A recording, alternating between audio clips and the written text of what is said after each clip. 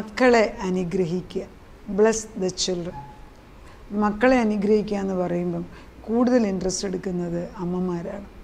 നമ്മൾ creative power നമുക്ക് ദൈവം തന്നിട്ടുണ്ട്.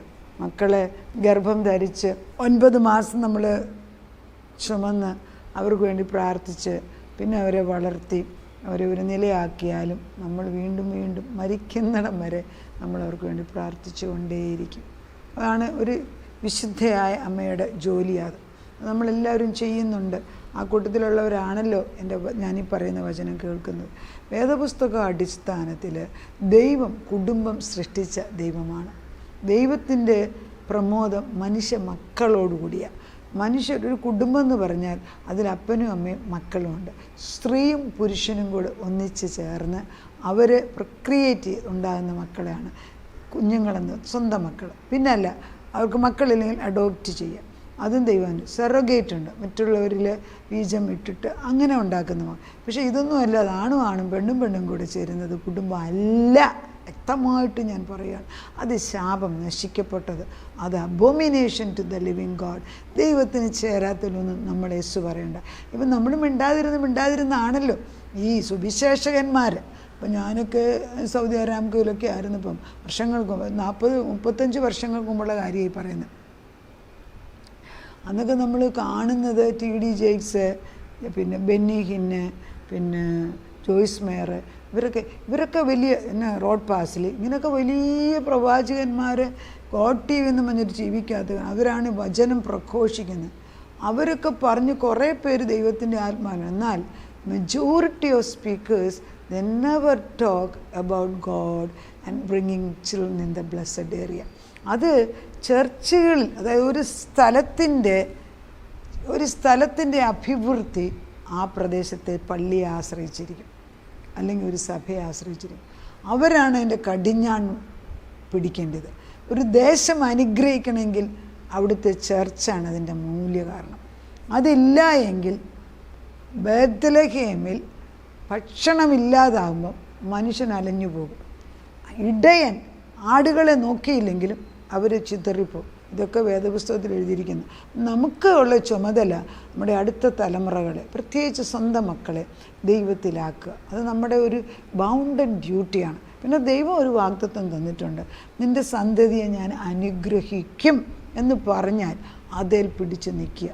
എന്തെല്ലാം കണ്ണിൽ കണ്ടാലും നീ അനുഗ്രഹിക്കും എന്ന് പറഞ്ഞ് നിൻ്റെ വാക്കിന് തെറ്റുപറ്റും. ഇപ്പോൾ കോടതിയിൽ നിന്ന് നമ്മളൊരു ഓർഡർ കോടതിയിൽ നിന്ന് വാങ്ങിച്ചാൽ ആ കോടതിക്ക് വിപരീതമായിട്ടൊന്നും പിന്നെ ചെയ്യാനൊക്കത്തില്ല. എക്സാമ്പിൾ, ഒരു സ്ഥലത്തിന് പ്രോപ്പർട്ടി മതിൽ കെട്ടാൻ പോവുകയാണ്. മതിൽ കെട്ടാൻ പോകുമ്പോൾ നമ്മളൊരു മതിൽ കെട്ടാൻ നേരത്തെ അവർ പോയി ഒരു സിവിൽ കേസ് കൊടുത്ത് ഒരു ഇൻജങ്ഷൻ വാങ്ങിച്ചു. അതായത് അവിടെ ഇനി കേസ് തീരുമാനിക്കുന്നിടം വരെ ഒന്നും ചെയ്യാൻ.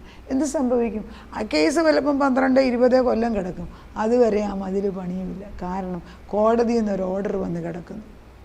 ചിലപ്പം അനുഗ്രഹത്തിന് തടസ്സമായിട്ട് ചിലത് വന്ന് മുൻപ് നിൽക്കും. അത് നമ്മൾ മനസ്സിലാക്കിയിട്ട് ജാഗ്രതയോടുകൂടി മക്കൾക്ക് വേണ്ടി പ്രാർത്ഥിക്കണം. വചനം അയച്ച് തന്നെ പ്രാർത്ഥിക്കണം. ദൈവത്തിൻ്റെ വചനത്തിനകത്ത് 127-ാം സങ്കീർത്തനം 3-ാം വാക്യം, ഞാൻ ഈ പറയുന്ന വചനം പല പ്രാവശ്യം ഭവനത്തിൽ മക്കളിരിക്കുന്ന സ്ഥലത്ത് പ്ലേ ചെയ്തുകൊണ്ടിരിക്കുകയെങ്കിൽ അതിന് വ്യത്യാസം വരും. അറ്റ്മോസ്ഫിയറിക് ജൂറിസ്ഡിക്ഷൻ ഏറ്റെടുക്കുകയാണ്. മക്കൾ യഹോവ നൽകുന്ന അവകാശവും ഉദരഫലം അവൻ തരുന്ന പ്രതിഫലവും തന്നെ. വീരൻ്റെ കയ്യിലെ അസ്ത്രങ്ങൾ എങ്ങനെയോ അങ്ങനെയാവുന്നു യൗവനത്തിലെ മക്കൾ.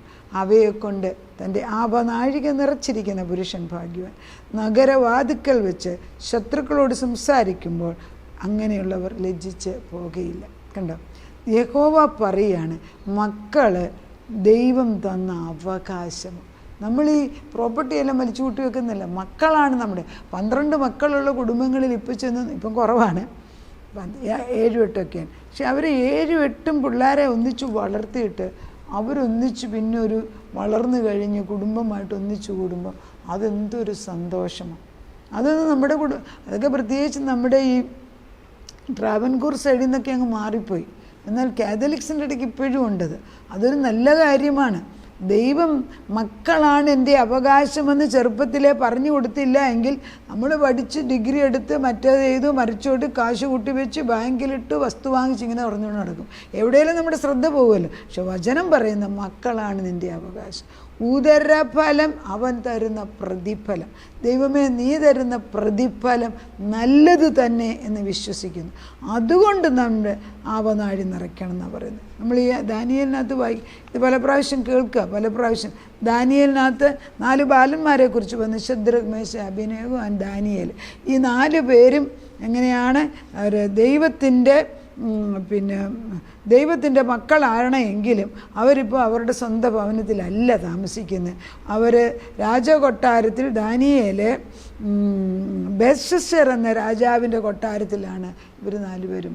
ഇവർക്ക് വേണ്ടി ഭക്ഷണങ്ങളും ഏറ്റവും നല്ല ഇറച്ചിയും മീനും ഒക്കെ കൊടുക്കാൻ പറയുമ്പം ഇവർ പറയണം അത് ഞങ്ങൾ കഴിക്കത്തില്ല. അറ്റ്ലീസ്റ്റ് ദേ ന്യൂ. കൊച്ചു പിള്ളേർക്ക് ഈ ബാലൻ്റെ ഹൃദയത്തിൽ ദൈവത്തിൻ്റെ ആത്മാവ് പ്രവർത്തിച്ചു കൊണ്ടേയിരുന്നു.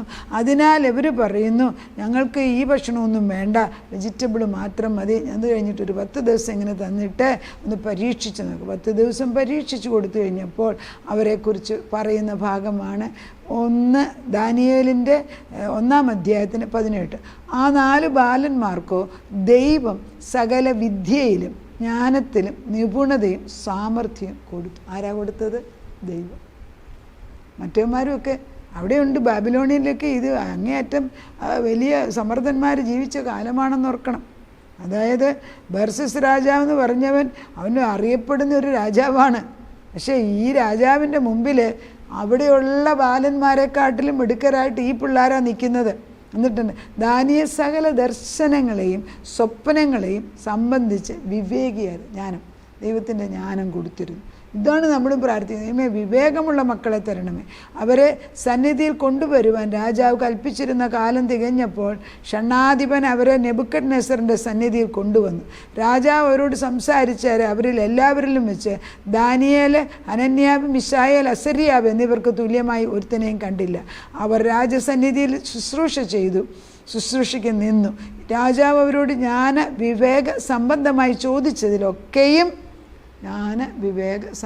ചോദിച്ചതിലൊക്കെയും അവരെ തൻ്റെ രാജ്യത്തെല്ലായിടവുമുള്ള സകല മന്ത്രവാദികളിലും ആഭിചാരകന്മാരിലും 10 ഇരട്ടി വിശിഷ്ടന്മാരെന്ന് കണ്ടു. ദാനിയേലോ കോരേശ് രാജാവിൻ്റെ 1-ാം ആണ്ട് വരെ ജീവിച്ചു. ദാനിയേൽ ഏകദേശം 3 രാജാക്കന്മാർക്ക് ആലോചന പറഞ്ഞു കൊടുത്തു. നമ്മൾ മനസ്സിലാക്കേണ്ടത് യോസഫിൻ്റെ കാര്യം നമ്മളെടുക്കുക. ജോസഫിൻ്റെ കാര്യം ഇതിനെ ഉൽപ്പത്തി 49 ഓരോ ഗോത്രത്തെയും വിളിച്ച് അനുഗ്രഹിക്കുന്നതിൽ ദൈവം ദാവീദിനെ, യഹൂദാ ഗോത്രത്തെ അനുഗ്രഹിക്കുന്നതും പ്രത്യേകിച്ച് ജോസഫിനെ അനുഗ്രഹിക്കുന്നതും നമുക്ക് നല്ലതാണ്. അത് നമ്മളെടുത്തിട്ട് പിന്നെ ആവർത്തന പുസ്തകം 28-ൻ്റെ 1 തൊട്ട് 13 വരെയുള്ള വാക്യം നമ്മൾ വായിച്ച് കുഞ്ഞുങ്ങളെ അനുഗ്രഹിക്കണം. ഇതെല്ലാം നമുക്ക് അനുഗ്രഹം പറഞ്ഞു തരുന്ന ദൈവം. ഈ വാക്യങ്ങൾ എല്ലായിടത്തും എപ്പോഴും വായിക്കാനൊക്കത്തില്ല. ഏതെങ്കിലുമൊക്കെ എപ്പോഴും പറഞ്ഞ് പിന്നെ സദൃശ്യവാക്യം എടുത്ത് വായിച്ചിട്ട് യഹോവ ഭക്തിയാണ് ജ്ഞാനത്തിൻ്റെ ആരംഭം. ദൈവമില്ല എന്ന് മൂഢനാ പറയുന്നത്. ഒരു മൂഢൻ എൻ്റെ കുടുംബത്തിലുണ്ടാകത്തില്ല. ഒരു മൂഢൻ എൻ്റെ കുടുംബത്തിൽ ഉണ്ടാകത്തില്ല. അടിച്ചവൻ്റെ തല തെറിപ്പിക്കുന്നു ദൈവത്തിൻ്റെ ആത്മാവിൻ. ഒരു വിഘടനം ഉണ്ടാകത്തില്ല. ബുദ്ധിഹീനുണ്ട്. നമുക്ക് പറയാൻ അധികാരമുണ്ട്, നമ്മൾ പറയുന്നത് നടക്കുകയാണ്. ദൈവം 49-ാം ഉൽപ്പത്തിയിൽ ഇങ്ങനെയാണ് ജോസഫിനെ കുറിച്ച് പറഞ്ഞു. ജോസഫിൻ്റെ ഭാഗമൊക്കെ എടുത്ത് വായിക്കണം. 49-ൻ്റെ 22 ജോസഫ് ഫലപ്രദമായ വൃക്ഷം, നീരിനരികെ ഫലപ്രദമായ വൃക്ഷം തന്നെ. അതിൻ്റെ കൊമ്പുകൾ മതിലിന്മേൽ പടരുന്നു. വില്ലാളികൾ അവനെ വിഷമിപ്പിച്ചു. അവർ എയ്തു അവനോട് പൊരുതു. അവൻ്റെ വില്ല് ഉറപ്പോടെ നിന്നു. അവൻ്റെ ഭുജം യാക്കോബിൻ വല്ലഭൻ്റെ കൈയാൽ ബലപ്പെട്ടു. ഇസ്രായേലിൻ്റെ പാറയായ ഇടയൻ്റെ നാമത്താൽ തൻ്റെ പിതാവിൻ്റെ ദൈവത്താൽ അവൻ നിന്നെ സഹായിക്കും. നമ്മുടെ മക്കളെ ദൈവം സഹായിക്കുന്നു. സർവശക്തനാൽ തന്നെ മീതെ ആകാശത്തിൻ്റെ അനുഗ്രഹങ്ങളാലും താഴെ കിടക്കുന്ന ആഴത്തിൻ്റെ അനുഗ്രഹങ്ങളാലും മുലയുടെയും ഗർഭത്തിൻ്റെ അനുഗ്രഹങ്ങളാലും നമ്മുടെ കുഞ്ഞുങ്ങളെ അനുഗ്രഹിച്ചിരിക്കുന്നു. എൻ പിതാവിൻ്റെ അനുഗ്രഹങ്ങൾ എൻ ജനകന്മാരുടെ അനുഗ്രഹങ്ങൾക്ക് മീതെ ശാശ്വതഗിരികളുടെ അറ്റത്തോളം പ്രബലപ്പെട്ട് അവ നമ്മുടെ മക്കളുടെ തലയിലും നമ്മുടെ സഹോദരന്മാരിൽ പ്രഭുവായ നെറുകയിലും വീണിരിക്കുന്നു. പറ എന്നെ വരുമാനം എപ്പോഴും പറയും പറ മമ്മീന്ന്. അമേരിക്കനാണ്. പക്ഷേ പരിശുദ്ധാത്മാവിൽ പറയാമെന്നെങ്കിലും മലയാളം അറിയാം. ദൈവത്തിൻ്റെ ആത്മാവ് വചനം കേൾക്കാൻ ആഗ്രഹമുണ്ട്. എന്നെ യഹൂദയെക്കുറിച്ച് പറയുന്നത് എന്തോ? യഹൂദയുടെ വരമുള്ളവരില്ലേ? യഹൂദ ഒരു ബാലസിംഹം. അത് 49 ഉൽപ്പത്തിയിൽ 9. യഹൂദ ഒരു ബാലസിംഹം. മകനെ നീ ഇര പിടിച്ച് കയറിയിരിക്കുന്നു. അവൻ കുനിഞ്ഞ് സിംഹി പോലെയും പതുങ്ങിക്കിടക്കുന്നു. ആരവനെ എഴുന്നേൽപ്പിക്കും. അവകാശമുള്ളവൻ വരുവോളം ചെങ്കോൾ യഹൂദയിൽ നിന്നും രാജദണ്ഡം അവൻ്റെ കാലുകളുടെ ഇടയിൽ നിന്ന് നീങ്ങിപ്പോയില്ല. ഞാൻ എപ്പോഴും പറയുന്ന ഒരു വാക്യം യെശയ്യാ 11:2, യഹോവയുടെ ആത്മാവിനെ തന്നെ ജ്ഞാനത്തിൻ്റെയും വിവേകത്തിൻ്റെയും ആലോചനയുടെയും ബലത്തിൻ്റെയും യഹോവ ഭക്തിയുടെയും പരിജ്ഞാനത്തിൻ്റെ ആത്മാവിനെ കൊണ്ട് നിറയ്ക്കുന്നു. ഇപ്പോൾ ഞാൻ പറയുന്നത് എഫെസ്യർക്ക് എഴുതിയ ലേഖനം 1:17 തൊട്ട് 20 വരെയുള്ള വാക്യം. നമ്മുടെ മക്കളുടെ പേര് പറഞ്ഞ്, ദൈവമേ നിൻ്റെ ആത്മാവരുടെ മേൽ വ്യാപരിച്ചിരിക്കുന്നതിനാൽ പരിജ്ഞാനത്തിൽ ദൈവത്തെക്കുറിച്ചുള്ള അറിവ്, ജ്ഞാനത്തിൻ്റെയും പിന്നെ വെളിപ്പാടിൻ്റെ ആത്മാവ് അവരുടെ ഹൃദയദൃഷ്ടി തുറന്നിട്ട് കർത്താവെ അവരുടെ ആശയുടെ വിളി എന്തെന്ന് മനസ്സിലാക്കി, വിശുദ്ധന്മാരുടെ മഹിമാധനം എന്തെന്ന് മനസ്സിലാക്കി, വല്ലഭത്തിൻ്റെ വ്യാപാര ശക്തിയാൽ അവരിലുള്ള അളവറ്റ പരിശുദ്ധാത്മാവിൻ്റെ ശക്തിയെക്കുറിച്ച് മനസ്സിലാക്കാൻ ഇടയാക്കണമേ. ആമേൻ. ഇതാണ് പ്രാർത്ഥന. നമ്മൾ പ്രാർത്ഥിക്കുകയാണ്. ദൈവം പ്രാർത്ഥന വചനം അയച്ചാൽ അത് സ്വർഗത്തിൽ ധൂപകലശത്തിൽ പൊൻകലശത്തിൽ ചെന്ന് വീണിരിക്കുക. അത് ദൈവം ഏറ്റെടുത്തിരിക്കുന്നു. നമുക്ക് ധൈര്യമായിട്ട് ദൈവത്തിൽ സന്തോഷിക്കാം, പ്രാർത്ഥിക്കാം. അതാ മക്കളെ തന്നത് നീ, ഞങ്ങളുടെ അവകാശം, ഞങ്ങളുടെ ഉദരഫലം നീ തന്നതാണ്. അതൊരു പ്രതിഫലമാണ്. അതിലൊന്നും ഒരു ദുഷ്ടൻ തൊടാൻ നീ അനുവദിക്കത്തില്ല. അതെല്ലാം അവർ അല്പ കഷ്ടകാലത്തിൽ കൂടെ പോകുന്നെങ്കിൽ അവരെ നിൻ്റെ ചിട്ടകൾ പഠിപ്പിക്കാൻ. അതെനിക്ക് കഷ്ടം വന്നത് നന്നായി, ഞാനതിനാൽ നിൻ്റെ ചട്ടങ്ങളെ പഠിച്ചു എന്ന് പറയുന്നു. നിൻ്റെ വചനങ്ങൾ അവരുടെ ഹൃദയങ്ങളിൽ എഴുതി കൊടുക്കണം. യഹോവ ഭക്തി ജ്ഞാനത്തിൻ്റെ ആരം. അത് ഞങ്ങളുടെ മക്കളെ കണ്ടുപിടിച്ച് ആ ഭക്തിയുടെ ഉടുപ്പ് അവരെ എടുപ്പിക്കുക. അവർ കാണിക്കുന്ന കോലാഹലങ്ങൾക്കൊന്നും ഞങ്ങൾ വഴങ്ങേണ്ട ആവശ്യമില്ല. അവരെന്നാ ബുദ്ധിഹീനത കാണിച്ചാലും തുടച്ചു നീക്കി അപ്പോഴേ കുഴിച്ചു മുടിയേച്ച് പരിശുദ്ധാത്മാവിൽ അവരെ നിറയ്ക്കുന്നു. കർത്താവിൻ്റെ അരയ്ക്കവരെ കെട്ടിയിരിക്കുക.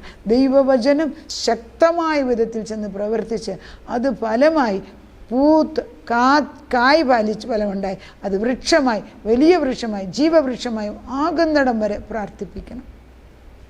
ശത്രു കയറാതെ വേലി കെട്ടണമേ. കിഴക്ക് പടിഞ്ഞാറ് വേലി, കിഴക്കേ പടിഞ്ഞാറ് വടക്കേ തെക്ക് വേലി കെട്ടി അവർക്ക് കൊടുക്കണമേ.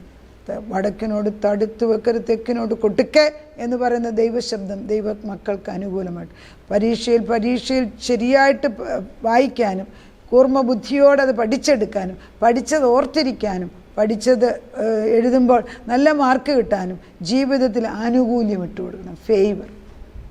May the Lord bless the children. May the Lord turn his face towards them and give them peace. May the Lord lift up their countenance towards you and grant them peace. ദൈവത്തിൻ്റെ അനുഗ്രഹം കുഞ്ഞുങ്ങളുടെ മേൽ ചെന്ന് വീഴുന്നതിന് സ്തോത്രം. പ്രാർത്ഥന കേട്ട് സമാധാനം കൊണ്ട് നിറച്ച് ശരിയായ ബുദ്ധിയിൽ വചനം പഠിക്കാൻ നല്ല ബുദ്ധി ഇട്ട് കൊടുക്കുന്നതിന് സ്തോത്രം ചെയ്തു. പ്രാർത്ഥന കേട്ട് ഉത്തരം തന്ന ദൈവത്തിന് നന്ദി. യേശു ക്രിസ്തുവിൻ്റെ പുണ്യനാമത്തിൽ തന്നെ. ആമേൻ.